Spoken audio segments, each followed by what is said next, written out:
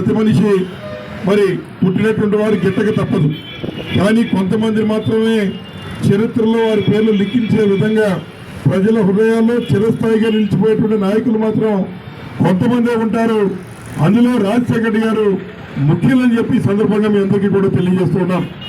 ముఖ్యంగా మరి ఏదైతే మనందరికీ ఈరోజు ఆయన భౌతికంగా లేకపోయినప్పటికీ కూడా ఆ రోజు రాజశేఖర్ గారు ప్రవేశపెట్టినటువంటి ఆరోగ్యశ్రీ కార్యక్రమం ఏదైతే మరి ధనవంతులకు అందినటువంటి అదే రకమైనటువంటి వైద్య సదుపాయాన్ని ఇవాళ పేద ప్రజానికానికి కూడా మరి అదే తరహా కార్పొరేట్ వైద్యం అందే విధంగా చేసినటువంటి మహానేత డాక్టర్ వైఎస్ రాజశేఖర్ గారు అని చెప్పి సందర్భంగా మనవి చేస్తూ ఉన్నారు.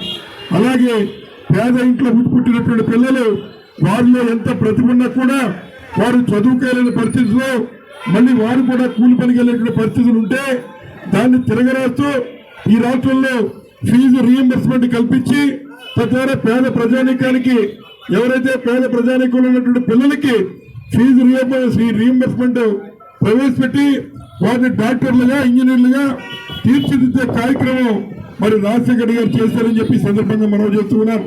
అలాగే రైతాంగాన్ని ఆదుకోవడంలో వారికి రైతు రుణమాఫీ కానీ లేదా మహిళలకి మరి 0 వడ్డీకే రుణాలు కానీ ఇట్లా అనేక సంక్షేమ ఫలాలు అందించేటువంటి మహానేత డాక్టర్ వైఎస్ రాజశేఖర్ గారు.